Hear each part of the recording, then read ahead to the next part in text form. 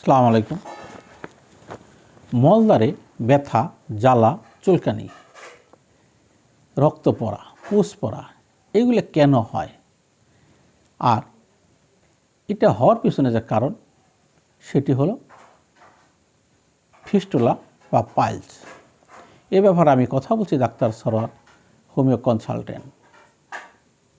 এই সমস্যাগুলি কিন্তু আমাদের দেশে বিকট আকার ধারণ করতেছে। শুধু আমাদের দেশে নয়, পৃথিবীর বিভিন্ন দেশে এই সমস্যাগুলি আছে।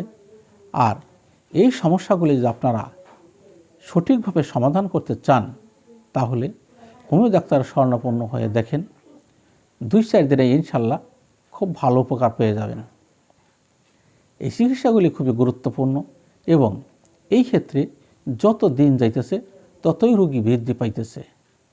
আর এই রোগ বৃদ্ধি পাওয়ার পেছনে কারণ হলো আমরা যে খাবার খাইতেছি সেই খাবারের সমস্যা।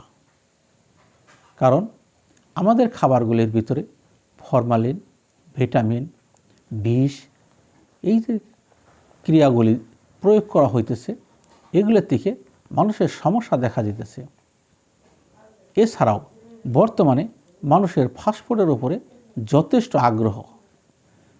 এই ফাস্টফুড বেশি খাওয়ার কারণে, তৈলাক্ত খাবার বেশি খাওয়ার কারণে, বেশি মশলা, বেশি ঝাল, বেশি ভাজি খাবার, এই যে খাবারগুলি, এই খাবারগুলি খাওয়ার কারণে মল শক্ত হয়ে যাচ্ছে, পেটে গ্যাস হইতেছে, বিভিন্ন সমস্যা দিন দিন সৃষ্টি হইতেছে। কাজেই আমি প্রত্যেককে অনুরোধ করব, আপনারা শরীরকে সুস্থ রাখতে গেলে সচেতন হন। যদি সচেতন হতে পারেন তাহলে ভালো থাকতে পারবেন। আর যদি সচেতন না হতে পারেন অবশ্যই আপনারা বিপদগ্রস্ত হবেন। এই ব্যাপারে প্রতিদিনই শত শত রোগী পেয়ে থাকি। কিন্তু এই যে সমস্যাগুলি, এই সমস্যাগুলি কিন্তু সমাধান করার দায়িত্ব আপনাদেরও। আর এই ক্ষেত্রে ওষুধের ক্ষেত্রে দ্রুতগতিতে রেজাল্ট হয়। কাজেই আপনারা নির্দ্বিধায় আমাদের সাথে যোগাযোগ করতে পারেন।